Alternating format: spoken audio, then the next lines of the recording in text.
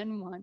Hey, this is Janine Bolon with the Writer's Hour Creative Conversations. And I have with me one of my favorite mystery writers. I have to admit, I'm a fangirl. I chased this woman across England. I'm joking. We were on a writer's retreat together, hadn't met each other at all. And what was so funny is she's in the same state I am. I'm a little bit further north. She's down in Denver. And it was funny that we had to, go across the globe to meet one another. Thank you for joining us today, Helen. I appreciate it. Thank you for inviting me. This is always fun to chat with you. It is. I love it. And so one of the fun things I just wanted to share, I'm going to screen share this. Normally we just have conversations, but this is kind of important. And I wanted to share that Helen won an award today. Tell us a little bit about the Excellence Awards that you're a part of now. The National Indie Excellence Awards are for independently published authors. And 2 years ago, my first book in my mystery series won the mystery category. This year, my third book, The Burden of Hate, is a finalist. In the mystery category. So I didn't win it, but I'm among books that were chosen as finalists. So that's still pretty exciting. It is totally exciting. I see awards like that and I don't look through the fine print. I'm like, oh my God, you made it, right? And so thank you for correcting me because I get excited for Helen, whether she wants to get excited or not. I'm up there jumping around, screaming, woo, typical fangirl. Yeah.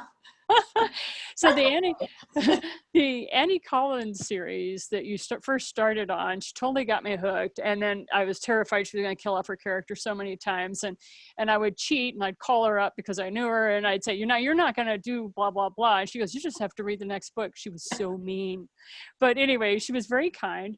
Let's talk a little bit about Legacy of Secrets because she was very sweet to me and let me get one of the advanced reader copies so that I could do the media promotion with her. And so just wanted to let the readers know this came about because one of your characters or both of your characters, however you want to share that, tell me about how this book popped into your world. Well, I had finished the third book in my series and I had thought there would be at least another one or maybe two. And then I came up with 3 different plots that I wasn't crazy about. And when I sent them out to my editor and my beta readers, they all said, I don't think so. So at that point I was like, okay, I don't know where to go with this. And I had gone to a writing seminar and the presenter had laid out on the conference table we were at a series of reproductions of these iconic photos. People probably remember the nighttime, I think it's Edward Hopper, the guy sitting at the diner counter, things like that. And she said, look at him, pick one that speaks to you, and then go write for 15 minutes. So I found a picture of somewhat similar to the farmhouse, that's on the front cover, and it was sitting in the midst of this field of brown knee-high grass. And so I wrote for 15 minutes and liked it. I have a little folder on my desktop that says odds and ends. And whenever something like that happens, I just stick the thing in there. And so Annie and Angel, the 2 characters from the series, were not helping me. They were just quiet. And I joke that I put them through so much hell in the last book, they just didn't want to talk to me. Too much trauma. They were done with you, author man. They were, right? They were like, dude, we're over this. And that vignette popped into my head. And so I went in and opened it and I thought, yeah. And the more I thought about it, the more this story started to percolate. So I thought, well, if I can't come up with book number 4 in the series, then I'll just write this for the time being and see where it goes. So for me, I kind of channeled the writer's block into something a little more positive. This book is a standalone book and it's more of a romantic suspense as opposed to a mystery. So it's kind of a new direction. So that's how we got this book going. Well, and I just wanted to share with people, you happen to be a Colorado native. I'm reading this right out of the back of your bio here. And one of the things that attracted me originally was because I worked in the pharmaceutical industry as what they call a wet chemist or a bench chemist, and worked with pharmaceutics back in their raw form. The reason that Helen and I kicked it off so well was because she was an OR nurse. You actually were the surgery. And so we had that scientific connection. And I liked your mystery theories because at least they were accurate. You don't have your people get concussions and go running across a field, and you didn't do all that stuff that as a scientist, it ruins the book for me. I'm like, this writer did not do her homework. So, I have a bias for Helen. She knows that. I own up to it. But one of the other things is you loved mysteries with a touch of romance, thriller, and my favorite part here at the end, books involving strong women and interesting men. Well, your male character in here is definitely interesting. You totally captured me. Do you want to talk a little bit of our man, Evan? Yeah, Evan's kind of a fish out of water. He was born and raised in this little town on the eastern plains of Colorado. It's a ranching, farming community, pretty small town. It's total figment of my imagination. But rather than growing up to be, a farmer or a rancher, he had a real talent for art. So he went to art school, and he's become a painter of some renown and is doing quite well. But he lives in this little tiny western Colorado or eastern Colorado town. So everybody knows him, but he's kind of this anomaly. And he dresses in the Western clothing, and he leases most of his property to his next door neighbor who raises cattle.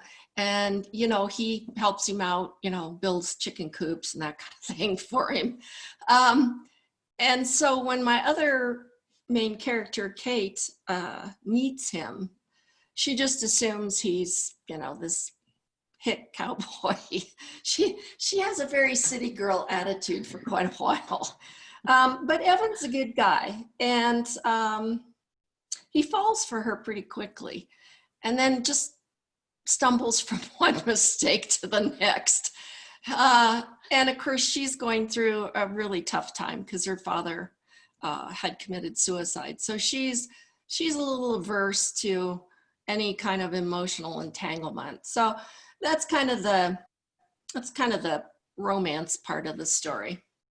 Well, the thing that I love about when you and I have conversations, since we're both writers now, I'm nonfiction and Helen is fiction. And so I just pummel her with questions all the time because her process has to be so different from my own. But one thing we both agreed on is neither of us really ever have writer's block.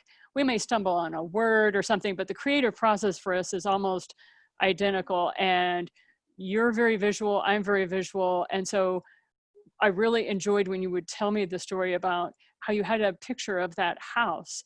Now, the other thing that you do that's kind of interesting with your books and your characters is you decide where they live. And then you run around taking pictures of places of where, oh yeah, my character would get. Did that just come spur of the moment for you? Or did you read that in a book? Or how did you come up with that process? Well, part of the reason for taking the pictures was to see it, especially in and around Denver, was to see if what I was imagining was realistic for that area. And one of the photos from the first book is this beautiful home that you drive by on First, right before it curves around the Cherry Creek Shopping Center.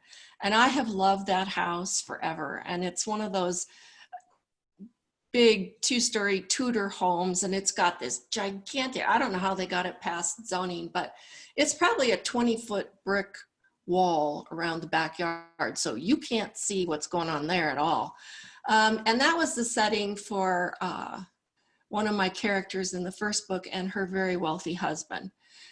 But I drove around Wash Park and found a duplex where Annie and Angel were next door neighbors. And then I was down getting my hair cut, and there was this a series of 4 townhomes that are very, very modern.